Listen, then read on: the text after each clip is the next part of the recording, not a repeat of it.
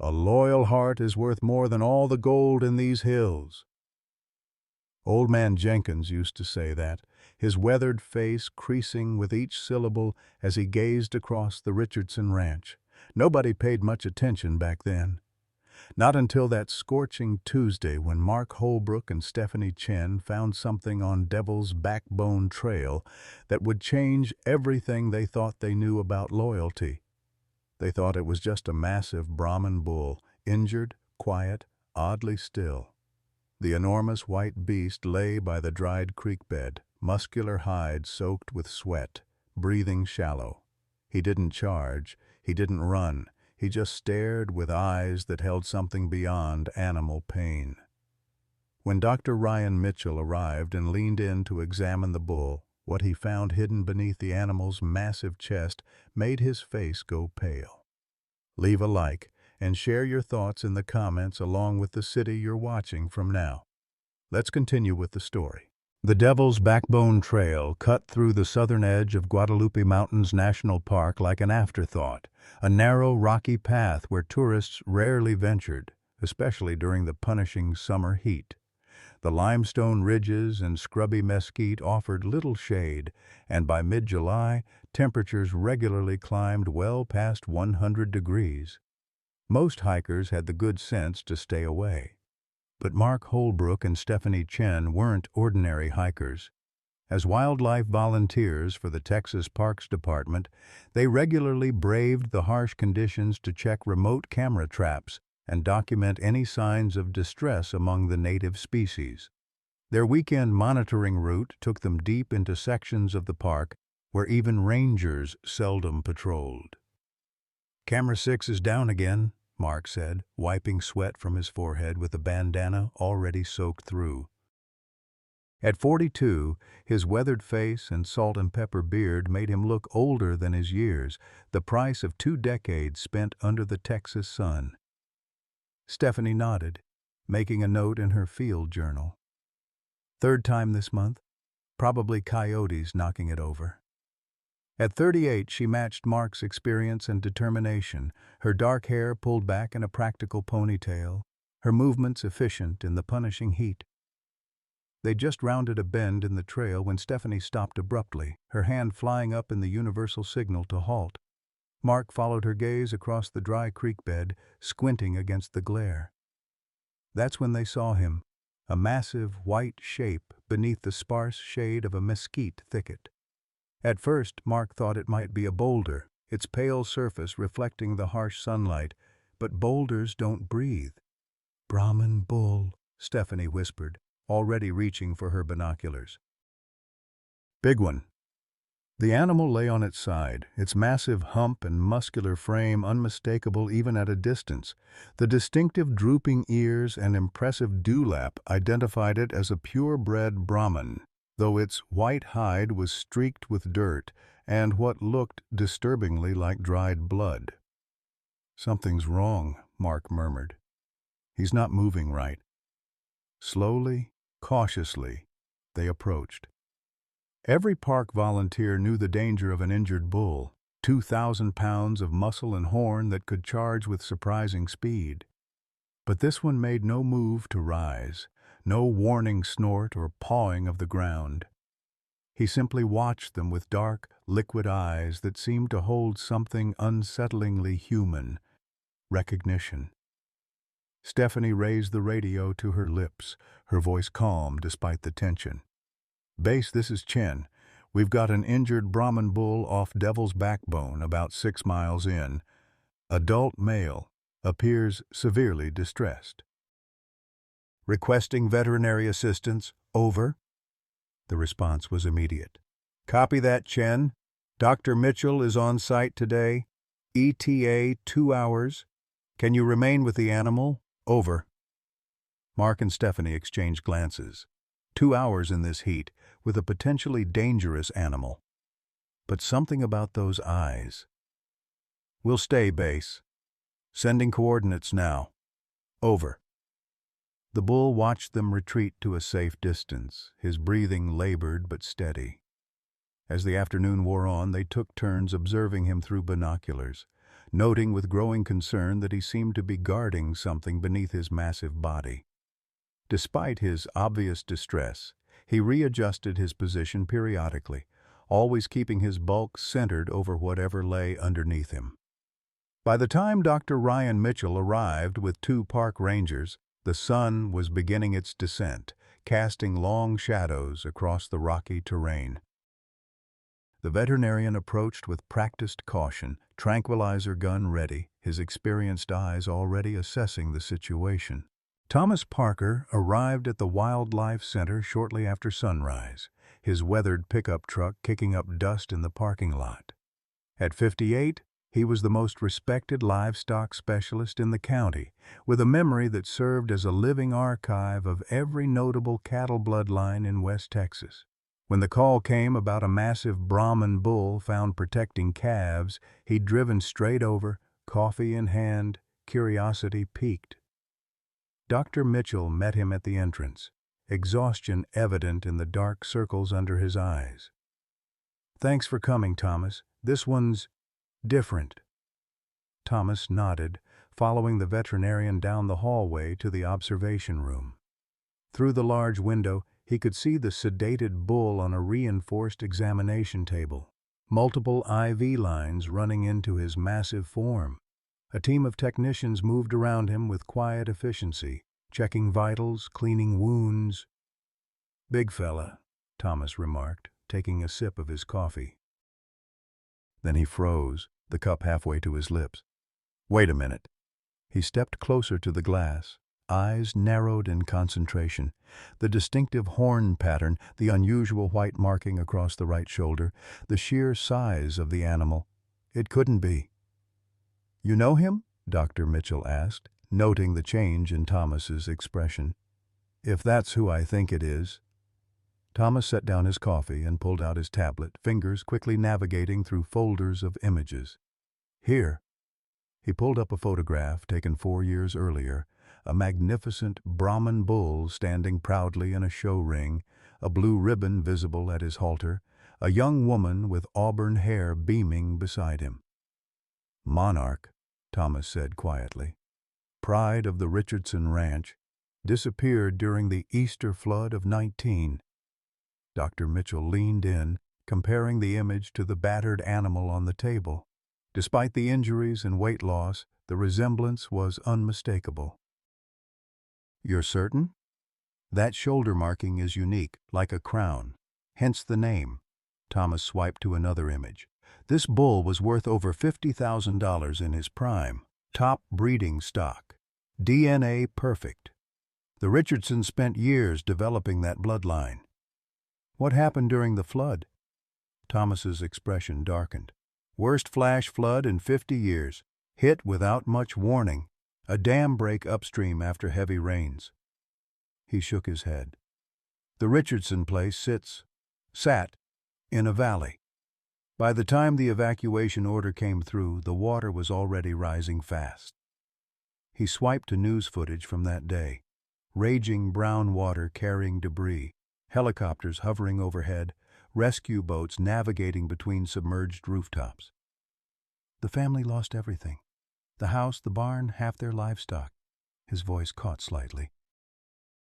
"And their daughter, Amy." The screen showed a young woman in her 20s, the same auburn-haired woman from the earlier photo, smiling, one arm draped over Monarch's massive neck. She raised him from a calf, hand-fed him, trained him herself. He was her pride and joy. Stephanie, who had been quietly listening from the doorway, stepped into the room. "You don't think—" "I don't know what to think anymore," Thomas admitted. "Monarch was found 2 miles downstream, injured but alive. Amy wasn't." He zoomed in on the photo. "The search went on for weeks, but they never recovered her body.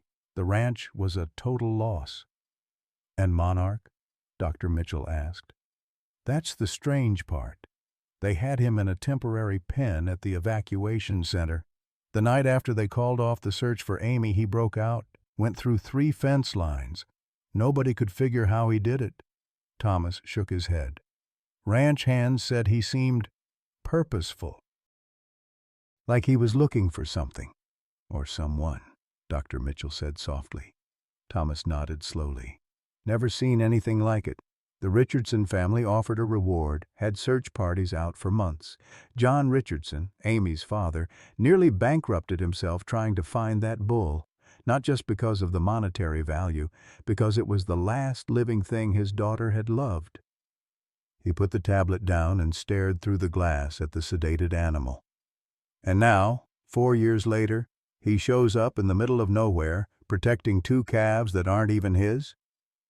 The door opened again, and a young technician entered with a clipboard. "Dr. Mitchell? The lab results for the calves are in." Dr. Mitchell took the report, scanning it quickly, his eyebrows rising. "Are you sure about this?" "We ran it twice, sir." Dr. Mitchell handed the report to Thomas, who read it with growing disbelief. "The DNA markers." Thomas looked up, stunned. "These calves are from the Richardson bloodline, the same specific breeding program that Amy was running." "How is that possible?" Stephanie asked. "You said the ranch was destroyed." "It was." Thomas turned back to the window, studying Monarch with new eyes. "Most of the breeding stock was lost in the flood. The rest was sold off when John couldn't maintain the operation. That specific genetic line was supposed to be extinct." "Unless," Dr. Mitchell began. "Unless some survived somehow," Thomas finished. "But where have they been for 4 years? And how did Monarch find them?" They stood in silence, the mystery deepening. Through the glass, Monarch's massive chest rose and fell in labored breaths, the monitors beeping steadily. "There's more," Dr. Mitchell said, turning to a second page of the report. "The smaller calf, the female, has unusual markings on her right ear. Almost looks like a deliberate pattern." Thomas took the tablet again, fingers moving quickly to find another photo. He enlarged it to show Amy Richardson's wrist, where a small tattoo was visible, a distinctive geometric pattern with a curved line through it. "Amy branded her favorite calves with this symbol," he explained. "She called it her finder's mark. Said it would always help her locate her special ones if they got separated from the herd." Stephanie gasped softly. "The same mark is on the calf?" Thomas nodded. "Not just similar, identical." Dr. Mitchell ran a hand through his hair, trying to make sense of it all. "So Monarch somehow found calves from Amy's breeding program with her specific marking 4 years after the flood destroyed everything? And was protecting them with his life," Stephanie added. "He positioned himself as a shield. The wounds on his flank suggest he fought something or someone to keep them safe." Thomas stared at the photo of Amy and Monarch, his expression troubled. "There's a piece missing here, something we're not seeing." A soft sound drew their attention back to the window. In the adjacent room, the 2 calves had been placed in a large pen with warming lights and soft bedding. The larger one, a male with a white face and distinctive gray patches, had risen to his feet and was wobbling toward the glass wall separating him from Monarch. His tiny nose pressed against the surface, a plaintive moo escaping him. "He's looking for the bull," Stephanie whispered.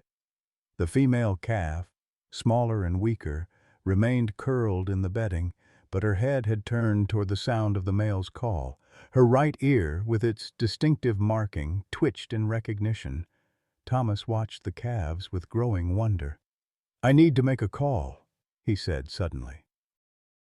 "John Richardson needs to know about this." Dr. Mitchell nodded. "Use my office." As Thomas left, Dr. Mitchell turned to Stephanie.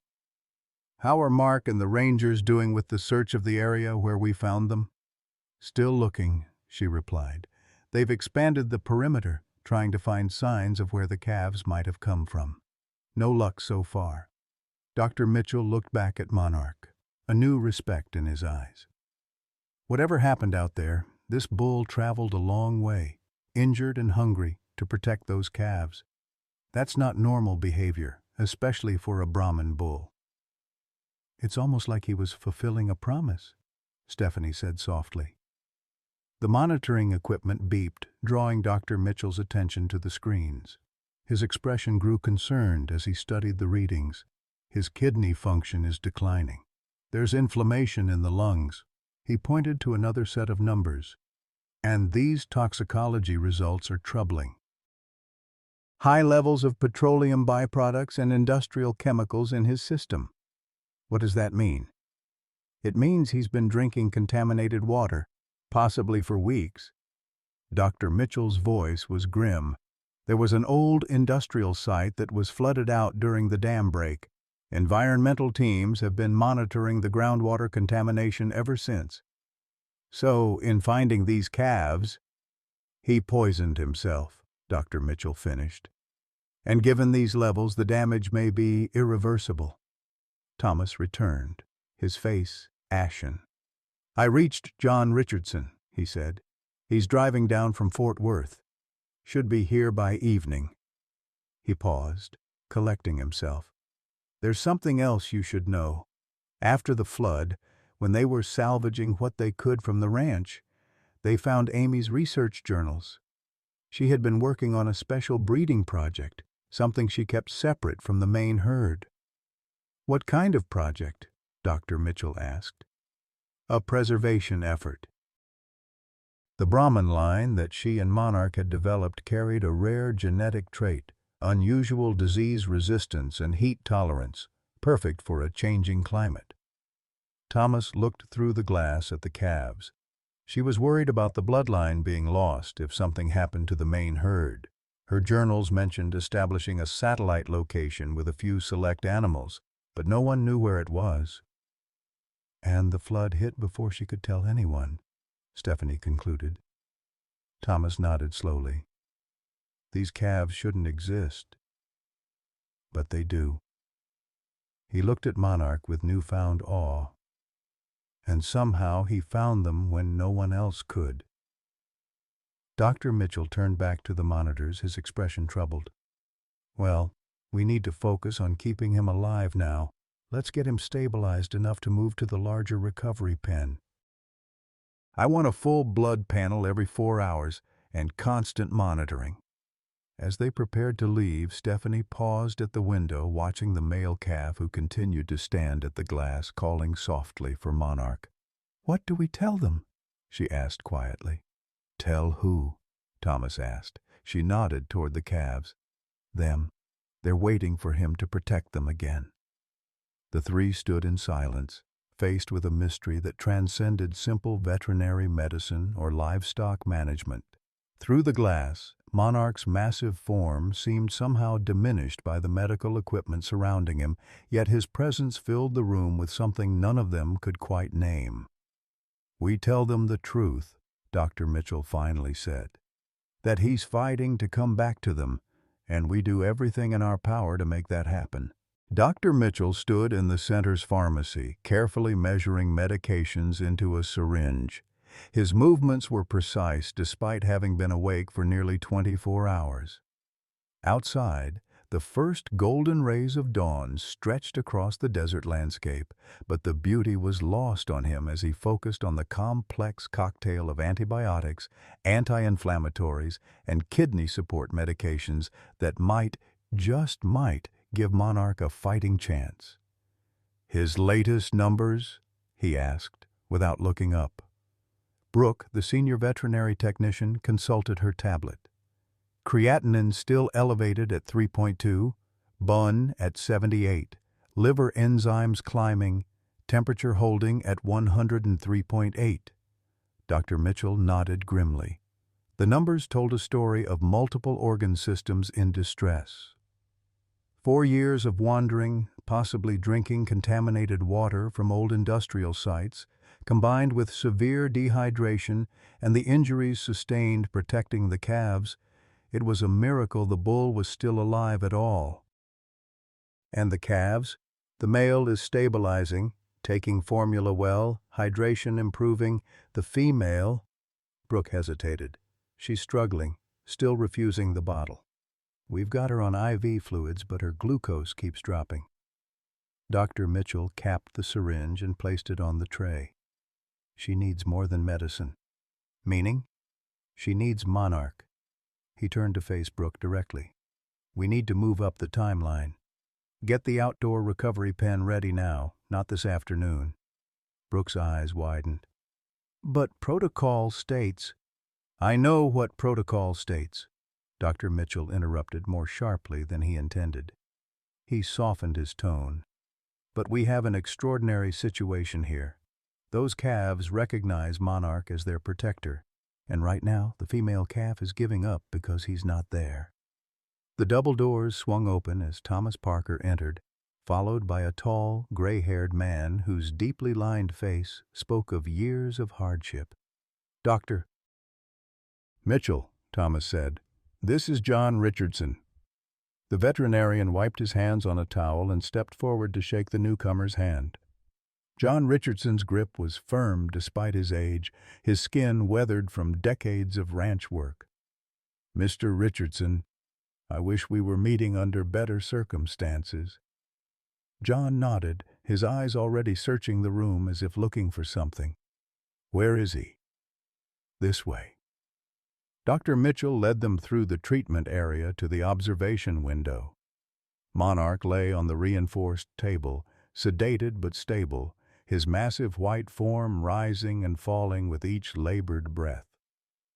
John Richardson stood motionless, one hand coming up to rest against the glass.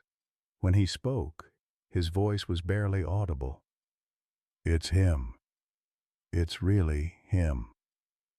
You're certain? Dr. Mitchell asked. I'd know him anywhere. John's finger traced the distinctive crown-shaped marking on Monarch's shoulder. Amy spent 5 years developing that bloodline. Hand-selected every breeding pair. Monarch was her masterpiece. His voice broke slightly on the last word. Thomas placed a hand on his old friend's shoulder. John, there's more you need to see. They moved to the adjacent observation window where the calves were being kept. The male had finally settled down, sleeping under a warming lamp, but the female lay listlessly in the corner, her breathing shallow, her distinctive marked ear drooping. John Richardson's sharp intake of breath was audible to everyone. That ear marking, Amy's symbol. Yes, Thomas confirmed. DNA tests confirm they're from your daughter's breeding program, the one she kept separate from the main herd. John pressed closer to the glass. But how? Where have they been all this time? That's what we're trying to piece together, Dr. Mitchell explained. Mark and Stephanie, the volunteers who found Monarch, are currently backtracking his trail with rangers, trying to locate where he might have found the calves. As if summoned by his words, the treatment room doors swung open again. Mark entered, still in his field clothes, dust coating his boots and pants.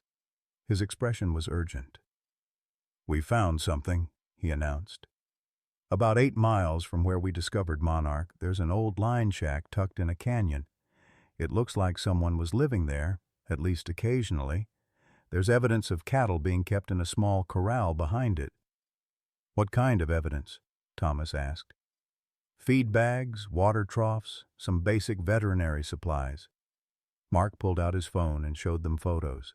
And this was scratched into the doorframe. He zoomed in on an image showing the same distinctive symbol that marked the female calf's ear. John Richardson gripped the edge of a nearby counter for support. Amy's mark. There's more, Mark continued, swiping to another photo. We found this hidden under a floorboard. The image showed a leather-bound journal, water-stained, but intact. Did you bring it? Dr. Mitchell asked. Mark nodded, pulling the journal from his backpack and handing it to John. I thought Mr. Richardson should be the first to see it. With trembling hands, John opened the journal. Inside, written in neat, precise handwriting, were dates, notes, and breeding records. The first entry was dated just 3 weeks before the flood. It's Amy's handwriting, John confirmed, his voice thick with emotion. She was keeping records of her satellite breeding program. He turned pages slowly, reading entries that documented his daughter's work, her hopes, her meticulous planning, her passion for preserving the special bloodline she'd developed. The final entry was dated the day before the flood. "Monarch seems to sense the coming storm," John read aloud. "He's been restless all day, pacing the fence line. Tomorrow I'll bring him to the line shack to join the others if the weather permits." John looked up, eyes glistening. She was planning to move him there, the day the flood hit. "She never made it," Thomas said softly. But somehow he found the place on his own, found her special herd. Dr. Mitchell processed this information, the pieces beginning to fit together. So Monarch escaped after the flood, somehow made his way to this line shack, and found the cattle Amy had hidden there. He's been protecting them ever since. "For 4 years," Stephanie added, her voice filled with wonder. "Through drought, predators, everything." John carefully closed the journal, holding it against his chest like a precious relic. Amy always said he was special, that he understood things other animals didn't. A sudden commotion from the calf enclosure drew their attention. The female calf had struggled to her feet, wobbling precariously. She made a small, distressed sound, her head swinging toward the window that separated her from Monarch. "She's calling for him," Brooke said. Dr. Mitchell made a decision. "We're moving them now. Get the outdoor recovery pen ready." He turned to his team. "I want Monarch transferred first, then the calves once he's settled." "Is that safe?" Thomas asked. "In his condition, it's his best chance," Dr. Mitchell interrupted. "And theirs." He glanced at the monitoring equipment. "The clock is ticking. We need to move quickly." As the team mobilized, John Richardson continued to stare through the glass at Monarch, his expression a complex mixture of grief, hope, and amazement. "I searched for him for so long," he said quietly. "Hired trackers, put up rewards. I thought finding him might give me some closure about Amy." He shook his head slowly. "Never imagined he was out there continuing her work. Doctor." Mitchell began preparing a sedative. "He's a remarkable animal, Mr. Richardson. I've been a veterinarian for 20 years, and I've never seen devotion like this, especially not from a bull." "You don't understand," John said, his voice catching. "Monarch isn't just protecting any cattle. These calves, they're Amy's legacy, the thing she cared about most in the world besides him." He touched the journal again. She was worried about climate change, about the future of cattle ranching in Texas. This heat-resistant, disease-resistant bloodline was her life's work. The gravity of the situation settled over everyone in the room. What they were witnessing wasn't just an unusual case of animal behavior. It was the culmination of a 4-year journey, a mission carried out by an animal that somehow understood the importance of what he was protecting. The preparations continued with renewed urgency. The outdoor recovery pen was quickly adapted with additional shade structures, misters to combat the summer heat, and soft bedding in one corner. Monitors were set up to allow continuous observation from the center's main building. As they prepared to move Monarch, Dr. Mitchell's phone rang. The caller ID showed the county sheriff's office. "Mitchell here," he answered, stepping away from the group. The conversation was brief, but when he returned, his expression was grave. "That was Sheriff Dawson," he announced. "News about Monarch and the calves has leaked somehow. A local rancher called in reporting suspicious vehicles in the area, men asking questions about rare Brahman cattle. The sheriff thinks they might be cattle thieves who've heard about the valuable bloodline." "How could they know already?" Stephanie asked. Thomas grimaced. "Word travels fast in ranching circles. All it takes is one person overhearing something at the diner in town." John Richardson's face hardened. "Those calves are all that's left of my daughter's work, all that's left of her dream." "We need to accelerate our timeline," Dr. Mitchell decided. "Once Monarch and the calves are settled in the recovery pen, We'll need security measures in place, and we need to make arrangements to move them to a more secure facility as soon as they're stable enough to travel." The urgency in the room shifted from purely medical to something more protective. As the team prepared Monarch for transport, each person felt the weight of what they were guarding. Not just valuable livestock, but a legacy, a promise kept, a story of devotion that defied explanation. Outside, the summer sun climbed higher in the Texas sky, casting harsh light across the landscape. Somewhere in the distance, dust rose from an approaching vehicle on the access road, John Richardson's ranch hands arriving to help secure the facility. Time was running short, and the race to save Monarch and the calves had taken on new dimensions. Dr. Mitchell checked Monarch's vital signs one last time before transport. The numbers weren't good, but the massive bull's eyes were open now, alert despite the sedatives, as if he understood what was happening around him. "You've done enough," Dr. Mitchell found himself whispering to the animal. "We'll protect them now. You can rest." Monarch's gaze held his for a long moment. Then, with a soft exhalation that seemed almost like resignation, the great bull closed his eyes. The outdoor recovery enclosure shimmered in the midday heat, the newly installed misters creating a fine cloud of moisture that caught the sunlight. Dr. Mitchell supervised as the team carefully transferred Monarch from the specialized transport gurney to the soft bedding beneath the largest shade structure. Despite being sedated, the massive bull seemed aware of the movement, his eyes opening briefly as they settled him into position. "Vitals?" Dr. Mitchell asked, never taking his eyes off his patient. Heart rate elevated but steady. Respiration still labored. Temperature holding at 103.5, Brooke reported, checking the portable monitors they'd attached to Monarch. Dr. Mitchell nodded, reaching for his stethoscope to perform his own assessment. The bull's heartbeat was strong but irregular, his breathing rough with occasional rattling sounds that concerned the veterinarian. When he took a blood sample and tested it with the portable analyzer, the results confirmed his fears. Kidney values continuing to rise, liver enzymes dangerously elevated. "What are his chances?" John Richardson asked quietly, standing at the edge of the enclosure. The rancher's weathered face was etched with concern as he watched the bull who had meant so much to his daughter. Dr. Mitchell considered sugarcoating his answer, but decided the man deserved honesty. "Not good. The toxicity levels in his system are extremely high. Whatever water source he was drinking from for those years." He shook his head. "It's done significant damage to his kidneys and liver. Can't you flush it out? Dialysis or something? We're doing everything we can with IV fluids and medications, but—" Dr. Mitchell gestured helplessly. "Large animal medicine has its limitations, and he's been carrying this poison for a long time." John nodded slowly, accepting the hard truth with the stoicism of a man who'd faced more than his share of loss. "How long?" "Days, maybe less." Dr. Mitchell placed a hand on the rancher's shoulder. "I'm sorry."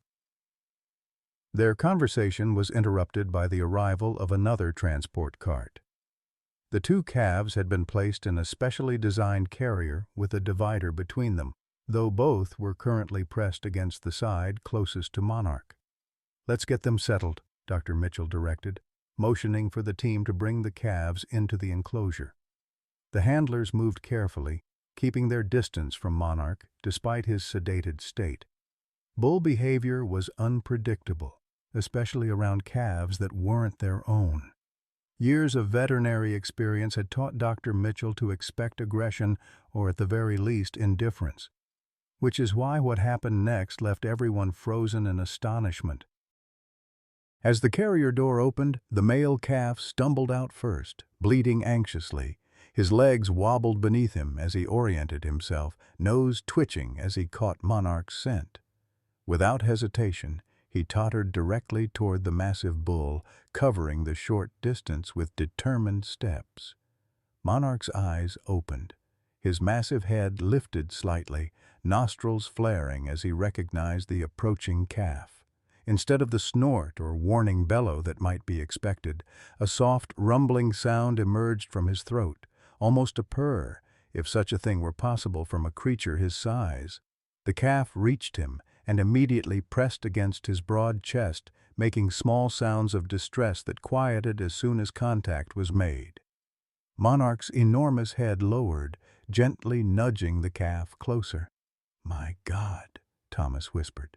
The female calf emerged next, her movements even more tentative, her smaller size and weakness evident in every step.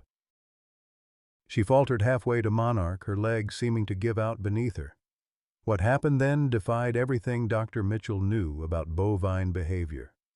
Monarch, despite his grievous injuries and the sedatives in his system, struggled to rise. His massive legs shook with the effort, but somehow he managed to get his front quarters up. With a grunt of exertion that must have cost him dearly, he dragged himself the short distance to the female calf. "Don't interfere," Dr. Mitchell ordered when one of the handlers moved to help. "Let them be." Reaching the calf, Monarch collapsed again, but deliberately positioned himself so that his body created a protective semicircle around her. The male calf quickly joined them, settling into the space between Monarch's head and front leg. The bull exhaled deeply, as if in relief, and rested his massive head on the ground, one eye still watchful over his charges. No one spoke for several long moments. The scene before them transcended normal animal behavior in ways that left even the most experienced livestock handlers speechless. "That ain't natural," one of the ranch hands finally murmured. "No," John Richardson agreed, his voice thick with emotion. "It's something more." Thomas Parker had been reviewing the journal they'd found at the line shack, his brow furrowed in concentration. "There's something here," he said suddenly, turning the weathered pages carefully until he found what he was looking for. "Listen to this entry from Amy, dated about a month before the flood. Monarch continues to surprise me. Today, when one of the calves wandered too close to the ravine, he actually herded it back to safety. Behavior I've never observed in a bull before. It's almost as if he's appointed himself guardian of the herd. Is it possible that selective breeding for temperament has created something beyond just docility? A protective instinct that extends beyond self-preservation? More observation needed." Thomas looked up from the journal. She was documenting unusual behavior even then. "There's more to this than we're seeing," Dr. Mitchell said, watching as the female calf, previously too weak to feed, began to nurse from a bottle that Brooke had carefully positioned while staying clear of Monarch. The veterinarian stepped away from the enclosure, motioning for Thomas to join him. When they were out of earshot of John Richardson, he spoke in low, urgent tones. "I just got the full toxicology report from the lab," he said, handing Thomas a printout. "Look at these values." Thomas scanned the document, his expression growing increasingly troubled. "These concentrations, are you sure this is accurate?" They ran it twice to confirm. "The levels of industrial chemicals in Monarch's system are off the charts. Arsenic, lead, petroleum byproducts." Dr. Mitchell shook his head grimly. "It's a miracle he's still alive at all." "But how?" "The old chemical plant site is fenced off, has been since the flood damage. The groundwater contamination is well documented." "That's just it," Dr. Mitchell said. "The only way Monarch could have these particular chemicals in these concentrations is if he was drinking directly from the containment ponds at the old plant site." Thomas looked horrified. "But why would he do that? There are clean water sources all through those hills." Dr. Mitchell turned back to look at the bull and calves, a terrible realization dawning. What if the calves were trapped there? What if the only water source accessible to them was contaminated? The implications settled over them like a dark cloud. Thomas glanced back at John Richardson, who was watching Monarch with a mixture of wonder and grief. You're saying Monarch knowingly drank poisoned water to stay with the calves? That he sacrificed himself? I'm saying these chemicals should have killed him months ago. The only explanation for his survival this long is an extraordinary genetic resilience, exactly the kind of trait Amy was breeding for. Dr. Mitchell's voice dropped even lower. But even the strongest constitution has its limits. He's been holding on by sheer will. For the calves, Thomas concluded. For the calves, Dr. Mitchell agreed. And now that they're safe, he didn't need to finish the thought. They both knew what came next. The sound of an approaching vehicle drew their attention. A county sheriff's SUV pulled up to the facility, followed by a large pickup truck with government markings. Sheriff Dawson, a barrel-chested man with a salt and pepper mustache, approached with a younger man in a Texas Parks and Wildlife uniform. "Dr. Mitchell," the sheriff greeted him with a nod. "This is Agent Reeves from Wildlife. We've got a situation developing." "The cattle thieves?" "Worse," Reeves interjected. "We've identified the men asking questions in town. They're connected to Westlake Agricultural Enterprises." The name hung in the air like a threat. Westlake was one of the largest industrial farming operations in Texas, known for aggressive acquisition of smaller ranches and a ruthless approach to competition. They're claiming ownership rights to all surviving Richardson Ranch livestock based on a lien they purchased after the flood, Sheriff Dawson explained. They filed emergency papers with the county court. "That's absurd," Thomas protested. "John sold off what livestock survived the flood to pay debts, but he never took a loan from Westlake." "Not directly," Reeves clarified. "They bought the debt from First National Bank when John defaulted on his rebuild loan." He looked genuinely apologetic. "Legally, they may have a claim on any surviving Richardson bloodlines." "Those men in town," the sheriff continued, "they're not just asking questions. They've got transport vehicles and hired hands. Word is, they're planning to come take the calves, with or without court approval." Dr. Mitchell felt a cold anger building. "Those calves are under veterinary care. They're not going anywhere." "We'll do what we can to keep them at bay," Sheriff Dawson promised. "I've stationed a deputy at your access road, but you should know, Westlake has friends in high places. They'll have the paperwork soon enough." As the officials continued discussing legal strategies with Thomas, Dr. Mitchell turned back toward the enclosure. The scene inside had shifted. Monarch, seemingly sensing the new threat, had managed to reposition himself again, placing his massive body between the calves and the facility entrance. Despite his weakness, his posture was unmistakably protective. Dr. Mitchell approached John Richardson, who stood watching Monarch with a new understanding in his eyes.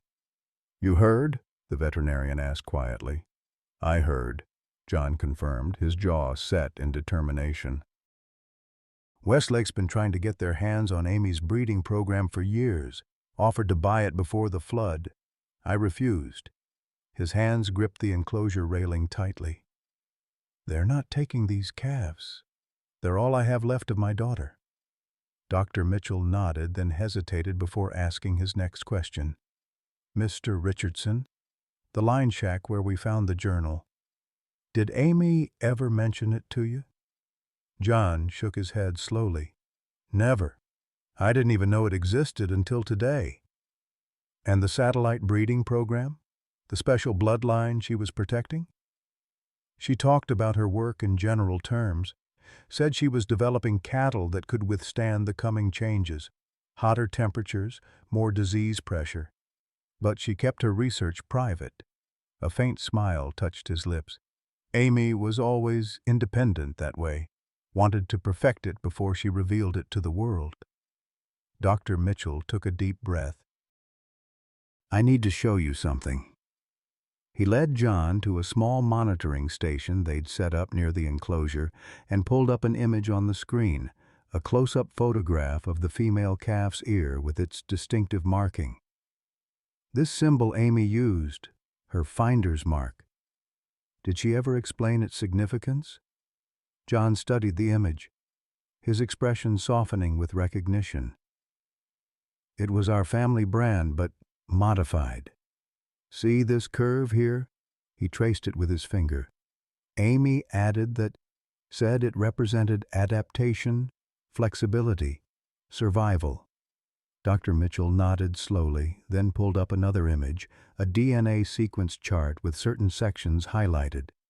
This is from the blood work we did on the calves, he explained.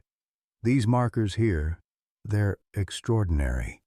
Unlike anything I've seen in domestic cattle. Meaning what? Meaning Amy achieved something remarkable. These calves don't just have enhanced heat tolerance or disease resistance. Their genetic profile suggests adaptability beyond anything currently in commercial breeding programs. He looked John directly in the eyes. This is what Westlake is after. Not just valuable breeding stock, but a genetic breakthrough that could be worth millions in the face of climate change. John's expression hardened. Then we can't let them have it. Not after what Amy sacrificed to protect it. Not after what Monarch has done. As if hearing his name, the massive bull raised his head slightly. Despite the sedatives, despite the poison slowly shutting down his organs, his dark eyes were alert and focused on the humans discussing his fate and the fate of his charges. In that moment, Dr. Mitchell made a decision that transcended veterinary protocol, perhaps even professional ethics. This wasn't just about saving an animal or preserving valuable livestock. It was about honoring a legacy, protecting a promise kept against impossible odds. Mr. Richardson, he said quietly, I think it's time we move Monarch and the calves to a more secure location before Westlake's people arrive with their paperwork. The sunset painted the western sky in brilliant oranges and purples as Dr. Mitchell made his final preparations for transport. The specialized livestock trailer stood ready, its interior carefully outfitted with bedding, stabilizing equipment, and monitoring devices. Moving Monarch in his condition was risky, perhaps fatally so, but leaving him and the calves vulnerable to Westlake's legal maneuvers presented an even greater threat.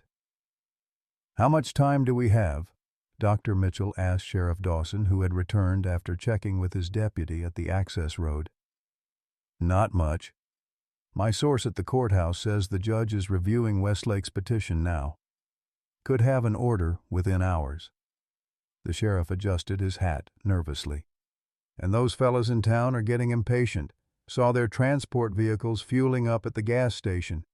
Dr. Mitchell nodded grimly, turning to Thomas. Are we set with the new location? All arranged, Thomas confirmed. My cousin's place in the Davis Mountains. Remote, defensible, and most importantly, off Westlake's radar. He lowered his voice. But Mitchell, moving Monarch now. You sure about this? The veterinarian glanced toward the enclosure where Monarch lay with the calves still nestled against him. The massive bull's condition had deteriorated over the past few hours, his breathing more labored, his periods of alertness shorter. No, Dr. Mitchell admitted, but I don't see another option. As the men spoke, John Richardson approached from the facility building, clutching Amy's journal. His eyes were red-rimmed, but his expression was resolute. I've been reading more of Amy's entries, he said. There's something here you need to see. He opened the journal to a page marked with a slip of paper. This is dated just days before the flood. Monarch's behavior continues to fascinate me. Today I tested a theory. I separated him from the special breeding group by a considerable distance, then released one of the calves in an unfamiliar location. Within hours, Monarch had somehow located the calf and guided it back to the others. I've repeated this test 3 times now with different calves in different locations. Each time he finds them unerringly. It's as if he can sense them somehow. I'm beginning to believe there's a connection here that science can't yet explain. John looked up from the journal. There's more. After the first big spring roundup, when we were branding the new calves, Amy insisted on using her special mark on certain ones, said she was tagging them for Monarch. I thought she meant she was marking his offspring, but now... He shook his head in wonder. Now I think she knew something we didn't. Something about how he could find them. Dr. Mitchell absorbed this information, his mind racing through the implications. That would explain how he located the calves after all this time, but not why he's so protective of them. John turned another page in the journal. She addresses that too. Listen, Dad thinks I'm crazy, but I'm increasingly convinced that what we're seeing with Monarch isn't just instinct or training. It's something deeper. The way he watches over the special bloodline calves reminds me of the stories Grandpa used to tell about old Comanche beliefs, that certain animals carried the spirits of ancestors, watching over the tribe. I'm not saying I believe that literally, but I do think we've barely scratched the surface of animal consciousness. Monarch understands what we're doing here. He knows these calves are special, and he's appointed himself their guardian. A heavy silence fell over the group as the words hung in the air. Your daughter was quite remarkable, Thomas said finally. She was, John agreed, his voice thick with emotion. Too remarkable for this world, it seems. He closed the journal carefully. But she left these calves behind, and Monarch, her legacy, which we're about to risk by moving them, Dr. Mitchell said soberly. John's expression hardened. Better to risk it than let Westlake take them. Amy would agree. The sound of the facility's perimeter alarm cut through their conversation. Mark jogged over from the security monitors, his expression tense. We've got vehicles approaching the back access road, he reported. 3 trucks, moving fast. Westlake's people, Sheriff Dawson growled. They must have found out about our evacuation plan. How? Thomas demanded. Doesn't matter now, Dr. Mitchell cut in. We need to move immediately. He turned to his team. Prepare Monarch for transport. Full sedation protocol, but minimize the dosage. His system can't handle much more stress. As the team sprang into action, Dr. Mitchell found himself beside the enclosure again, watching Monarch with a mixture of admiration and sorrow. The bull's eyes were open, watching the human's frantic activity with what seemed like understanding. You've done enough, Dr. Mitchell said softly, reaching through the bars to place a hand on Monarch's massive shoulder. Let us take it from here. To his surprise, the bull shifted his weight, struggling once more to rise. Despite his weakened state, despite the toxins ravaging his body, Monarch pulled his enormous bulk upright, standing protectively over the calves. He knows, Stephanie whispered, coming to stand beside Dr. Mitchell. He knows they're in danger again. Dr. Mitchell watched in amazement as Monarch gently nudged the calves to their feet, positioning himself between them and the approaching threat. The female calf, still weak but improving, stayed close to his side while the stronger male moved with more confidence. He's getting them ready to move, Dr. Mitchell realized. He's helping us. The team worked quickly to prepare the specialized transport. Brooke monitored Monarch's vitals while Dr. Mitchell calculated a sedative dose that would keep the bull calm during transit without further stressing his failing organs. In the distance, the sound of engines grew louder. 5 minutes, Sheriff Dawson warned, checking his radio. My deputy can stall them at the gate, but not for long. Dr. Mitchell administered the sedative, his hand steady despite the pressure. Monarch accepted the injection without resistance, his dark eyes fixed on the veterinarian with what seemed like trust. That should take effect in about 2 minutes, Dr. Mitchell explained to John.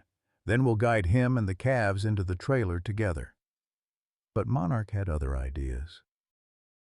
Before the sedative could fully take hold, the massive bull began herding the calves toward the trailer, his movements deliberate despite his weakness. The calves followed willingly, as if they'd done this before. He's loading them himself, Thomas said incredulously.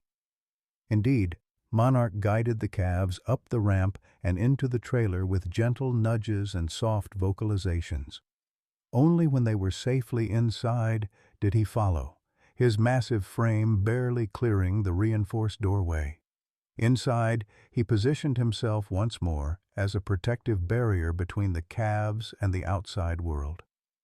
"I've never seen anything like it," Brooke whispered, echoing everyone's thoughts. The sedative began to take effect as Dr. Mitchell and his team secured Monarch for transport, attaching monitoring equipment and ensuring he was stable. The bull's eyes grew heavy, but he remained conscious, vigilant even as his massive body relaxed. "We need to go now," Sheriff Dawson urged, keeping watch on the approaching vehicles. "I'll lead in my cruiser, try to buy you some time if they catch up."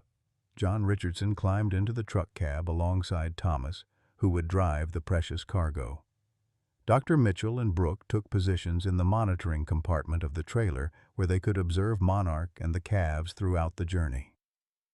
As the convoy pulled away from the facility, Dr. Mitchell caught a glimpse of 3 black trucks turning onto the main access road. Westlake's people had arrived, but moments too late. The journey to the Davis Mountains would take nearly 3 hours, winding through remote backcountry roads to avoid potential interception. As they traveled, Dr. Mitchell maintained a constant vigil over Monarch's declining vital signs, administering fluids and medication through the IV lines they'd established. "How's he doing?" Brooke asked quietly, checking the calves who had settled against Monarch's side, seemingly undisturbed by the movement of the trailer. Dr. Mitchell shook his head slightly. "Not good. His kidney values are critical. Liver function declining rapidly." He kept his voice low, though he doubted Monarch could hear him over the rumble of the road. "The movement is accelerating the process. I don't think he'll survive to our destination." "Can't we do more?" "We're already maxing out supportive care." Dr. Mitchell checked the IV flow again. "At this point, it's just about keeping him comfortable." Brooke nodded, understanding the grim reality. It's like he was just holding on until they were safe. "That's exactly what he was doing," Dr. Mitchell agreed. Through the small window to the truck cab, Dr. Mitchell could see the profile of John Richardson, sitting silently beside Thomas as they navigated the darkening roads.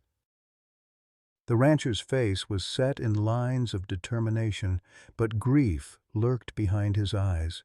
Grief for a daughter lost, for dreams interrupted, for the extraordinary animal who had somehow carried those dreams forward against impossible odds. The radio crackled with Sheriff Dawson's voice from the lead vehicle. "We've got headlights behind us about 2 miles back, moving fast." "Westlake's people?" Thomas asked. "Most likely.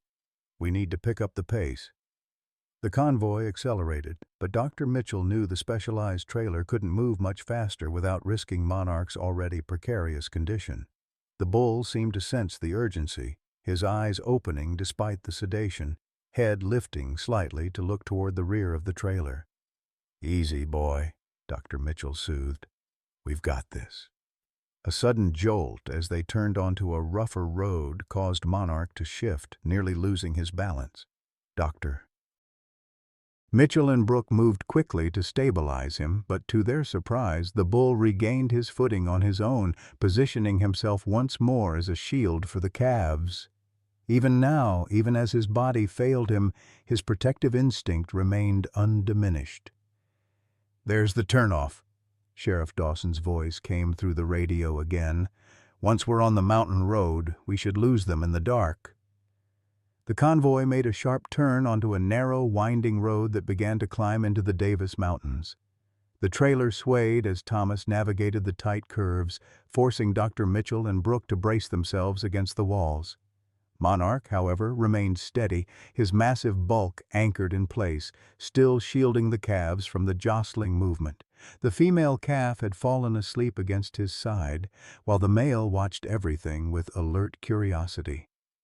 "His heart rate's climbing," Brooke warned, checking the monitors. Dr. Mitchell nodded grimly. "The stress is too much." He prepared another medication, though he knew it was like putting a bandage on a breaking dam. Monarch's systems were shutting down one by one, the long-term poisoning finally exacting its ultimate price. Through the rear window of the trailer, Dr. Mitchell could see headlights in the distance, gaining ground despite the difficult terrain. Westlake's pursuit team was persistent, professional. They knew what was at stake. "They're still coming," he reported through the window to Thomas and John. John turned in his seat, his face half illuminated by the dashboard lights. "How much farther?" "About 20 minutes to the ranch," Thomas replied, his knuckles white on the steering wheel. "But they'll be on us before then at this rate." A decision crystallized in Dr. Mitchell's mind, one that went against his medical training but honored something deeper. He moved to the front of the trailer compartment. "We need to make a stand," he said. "Monarch won't survive another 20 minutes of this, and if we keep running, we're just delaying the inevitable confrontation." "What are you suggesting?" John asked. "There's a lookout point 2 miles ahead, wide clearing, defensible position. Sheriff Dawson can block the road with his cruiser." Dr. Mitchell's voice was calm, resolute. "We make our stand there, let Monarch rest, and face whatever comes." John and Thomas exchanged glances, a silent communication passing between the old friends. John nodded once. "Tell the sheriff," he said.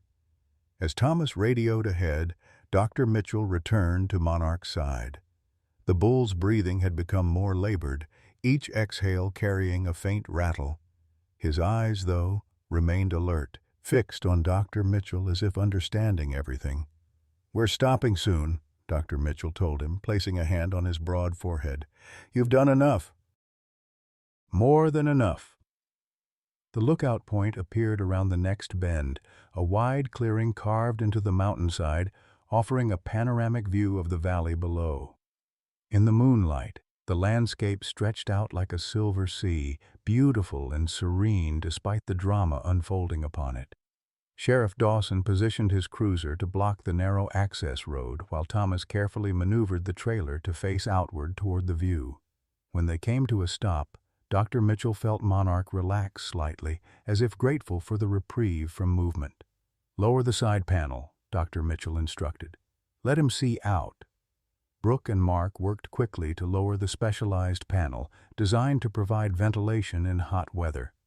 As it descended, the cool mountain air flowed in, carrying the scents of juniper and sage. Monarch's nostrils flared, taking in the new smells. With what seemed like enormous effort, he turned his head toward the opening, gazing out at the moonlit landscape. The calves, sensing the change, moved to the edge of the panel, their small faces silhouetted against the night sky. "He's brought them home," John said quietly, coming to stand beside Dr. Mitchell. "Not to my ranch, but to the kind of place Amy always dreamed of establishing. High country, clean air, room to roam." In the distance, headlights appeared on the winding road below, moving steadily upward toward their position. Westlake's people would arrive within minutes. But in this moment, watching Monarch gaze out at the vast Texas landscape with the calves he'd sacrificed everything to protect, Dr. Mitchell felt a strange sense of peace. Whatever came next, legal battles, confrontations, uncertain futures, they had honored something profound tonight. A promise kept, a mission fulfilled, a loyalty that transcended understanding. Monarch exhaled deeply, his massive body settling as if finally allowing himself to rest. The calves remained at his side, their small forms pressed against his failing warmth, connected by something deeper than mere animal instinct. In the valley below, the approaching headlights continued their relentless climb toward the lookout point. The final confrontation was minutes away, but for now, in this suspended moment of moonlight and mountain air, Monarch had found his moment of triumph.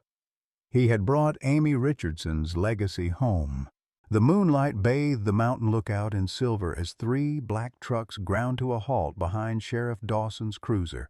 Dr. Mitchell stepped out of the trailer, positioning himself beside John Richardson and Thomas Parker in a united front. Behind them, Monarch's massive silhouette was visible through the lowered panel, his presence somehow commanding even in his weakened state.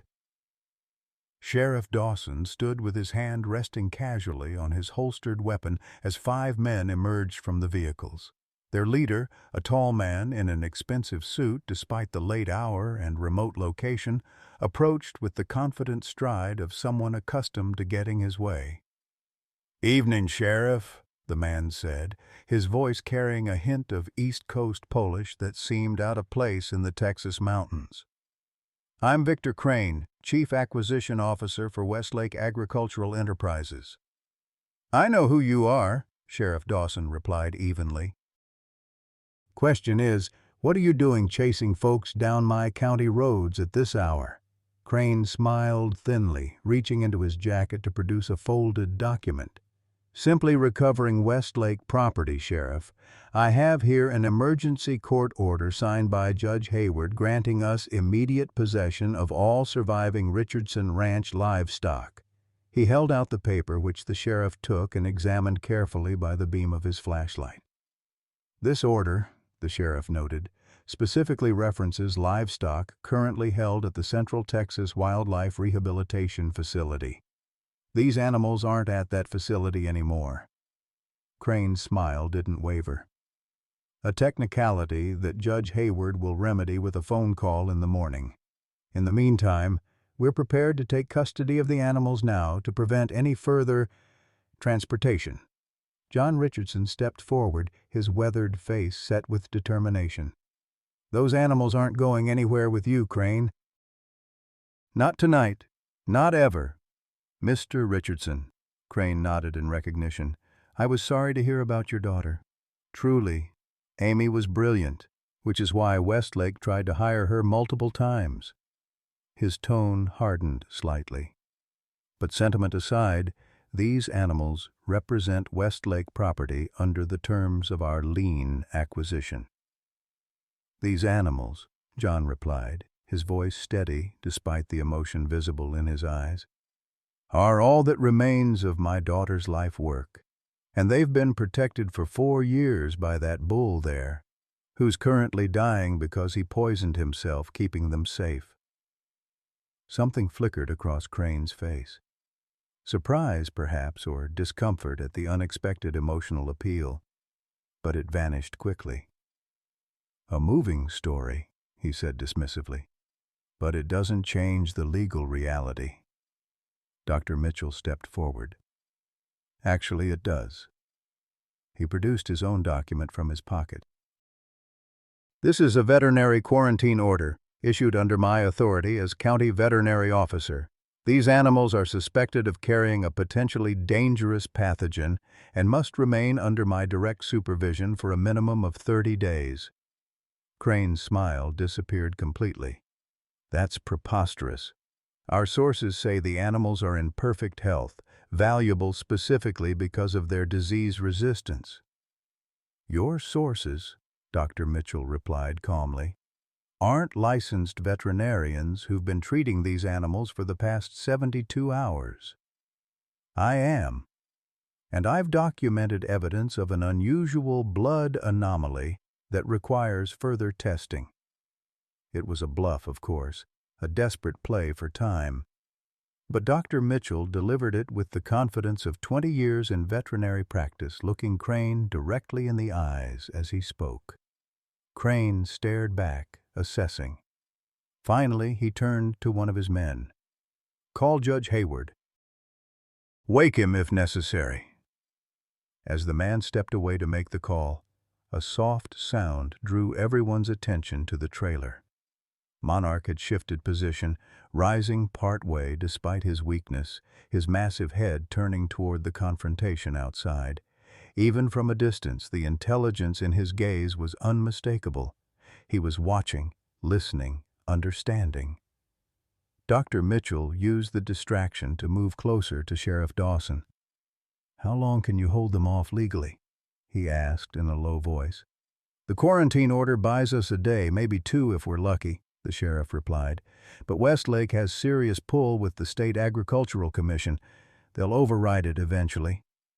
From the trailer, Brooks' urgent voice called out, "Dr. Mitchell! His vitals are dropping fast!"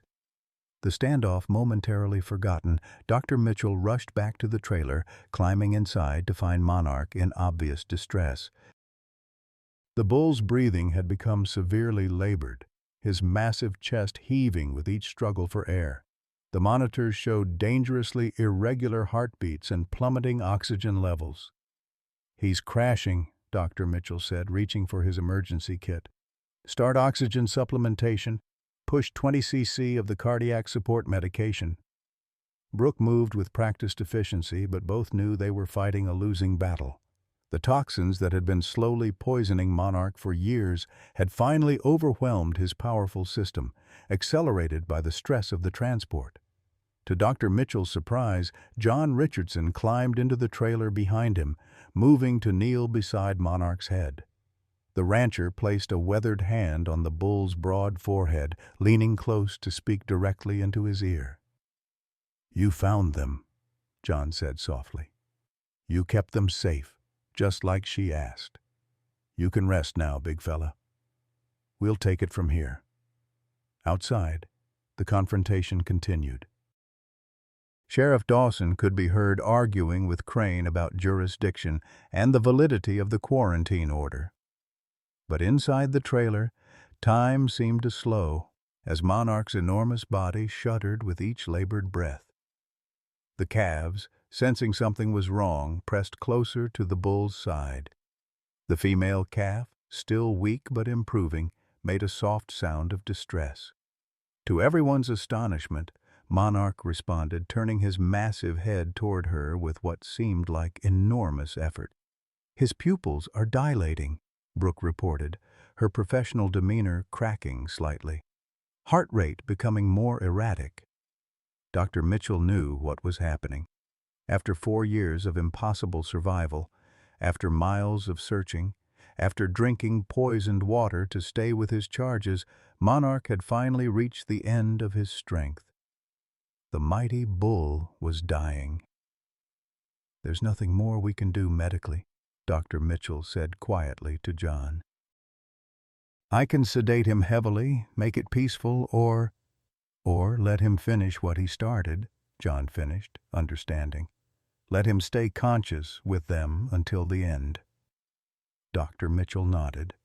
It went against his training to allow suffering when it could be prevented, but something told him Monarch would choose awareness over comfort. The bull had endured agonizing pain for months to protect these calves. He wouldn't want to be separated from them by sedation in his final moments. "We'll manage his pain but keep him conscious," Dr. Mitchell decided. He prepared a careful dose of pain medication that wouldn't sedate the bull completely. Outside, voices had raised in volume. Thomas entered the trailer, his expression grim. "Crane got through to the judge," he reported. "He's overriding your quarantine order, effective immediately. Says these animals are too valuable to the agricultural interest of the state to be held up by medical concerns." John's face hardened. "Tell Sheriff Dawson to stall them, whatever it takes." As Thomas left to relay the message, Dr. Mitchell continued working to stabilize Monarch, though he knew it was futile. The bull's systems were shutting down one by one, the damage too extensive to reverse. Yet despite his failing body, Monarch remained alert, his dark eyes following the movements of the humans around him, always returning to the calves at his side.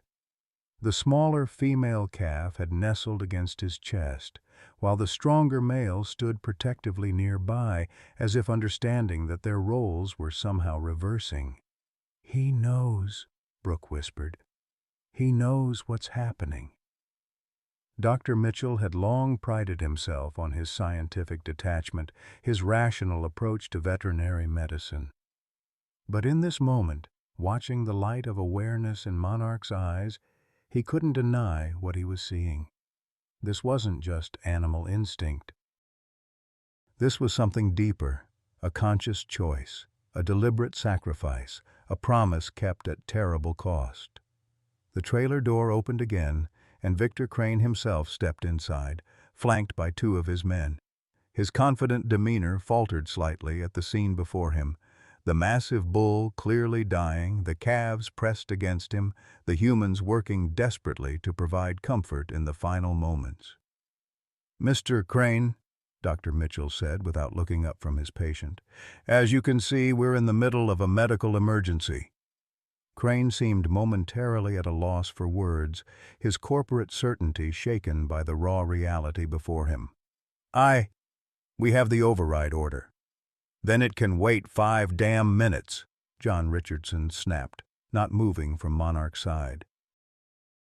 "Unless you want to explain to a jury how you forced a dying animal to be moved against medical advice, causing unnecessary suffering that was documented by a licensed veterinarian."